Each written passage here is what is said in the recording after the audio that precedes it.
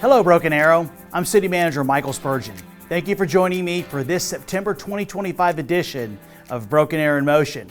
Let me begin by saying I hope that you had the opportunity to come out to one of the three 2026 General Obligation Bond public forums. The next one is scheduled for Thursday, September 25th at South Broken Arrow Baptist Church, located at 7815 South Elm Place, which begins at 6:30.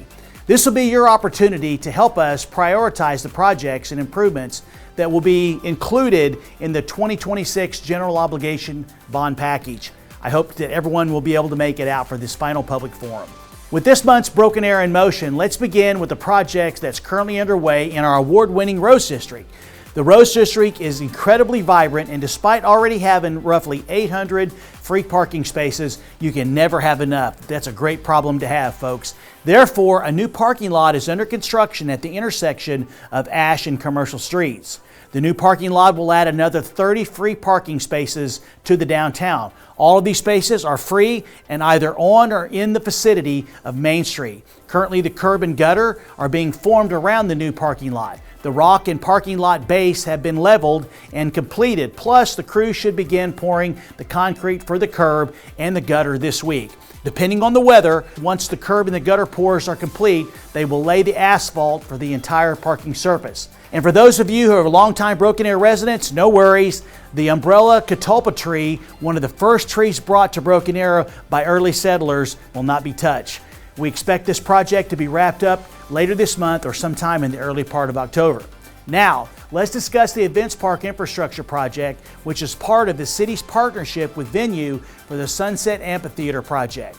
On parking lots 1 and 2, respectively, the crews began striping the parking lots and continued work on the landscaping. This work is expected to take the next 4 weeks to complete. Once finished, they will begin striping parking lot number 3. A new storage building will also be installed on site. Additionally, the Oklahoma Turnpike Authority will conduct a final walkthrough of the new on-ramp out of the events park. This new on-ramp will help control the traffic exiting the fantastic concerts that are coming to Broken Arrow starting in the summer of 2026. Folks, we can't wait for that first concert and many that are going to happen afterwards next summer. Next, you may have noticed that the Phase 1 of the New Orleans Street Widening project at NSU is also complete. We've had some people ask why the traffic cones are still there, however.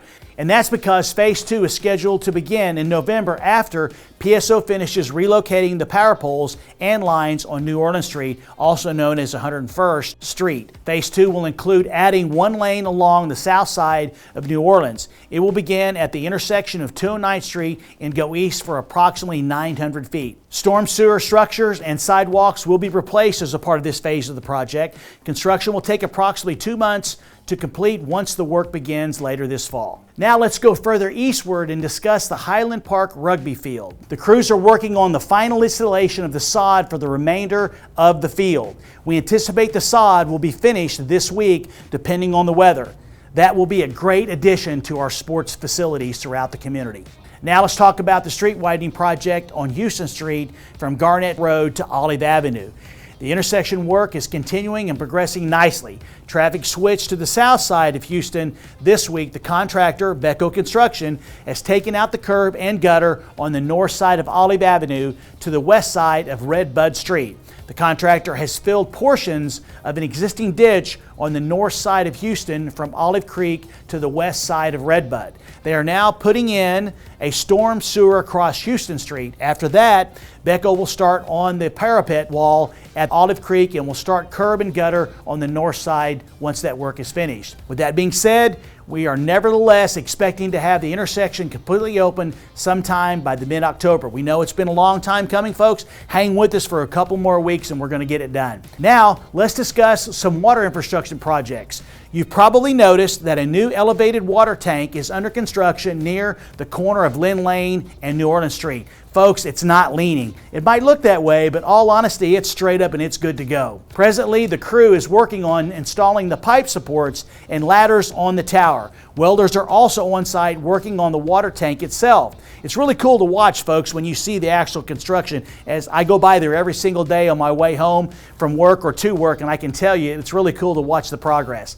They plan to raise the water tank in place sometime in February. It's going to be a great sight to see. I can't wait to talk more about this project as it gets closer to completion next year. I can also report that the Tiger Hill water tank rehabilitation project is predominantly complete. Crews are currently installing a security gate and the roof hatch to finish up this project. Now over to the Oak Crest subdivision, the new waterline project is progressing nicely. The project is approximately 75% complete and is on schedule. The crews are simultaneously working on the sidewalks, gutters, and the curbing. Now, out at Melinda Park subdivision near Albany Street and Garnett Road, the final walkthrough is finished. This project was a major endeavor, folks. It included replacing 15,500 linear feet of sewer lines and 13,500 linear feet of water lines, all of the manholes in the subdivision, and 20 fire hydrants. Crews are in the area finishing up sod and fence work throughout the neighborhood. We certainly appreciate the patience everyone has shown as we completed this project. Now, let's discuss a couple of other projects that I'm very especially proud of right now. The first one is the voter-approved gateway markers throughout the city. I can tell you folks, they look fantastic.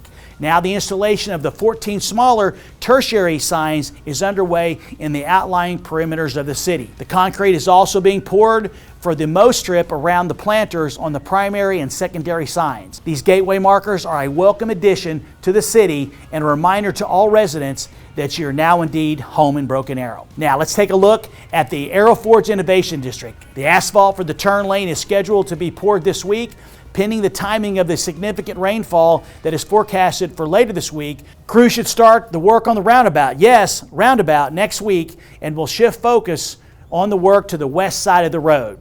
I'll tell you, there is so many great things happening in our community. I couldn't be prouder to come to you each month and talk about all the exciting things that are going on. But I also want to take this opportunity to thank the voters of Broken Arrow in the past, because many of these projects come from funds that you approved in the bond packages that we presented to you. And speaking of bond packages, I look forward to seeing you at the General Obligation Bond Forum scheduled for Thursday, September 25th at the South Broken Arrow Baptist Church located at 7815 South Elm Place. We begin promptly at 6:30. You don't want to miss it. So until then, though, I look forward to seeing you around town, because remember, Broken Arrow is a city where opportunity lives. Thank you for watching. This is a production of the City of Broken Arrow, the city where opportunity lives.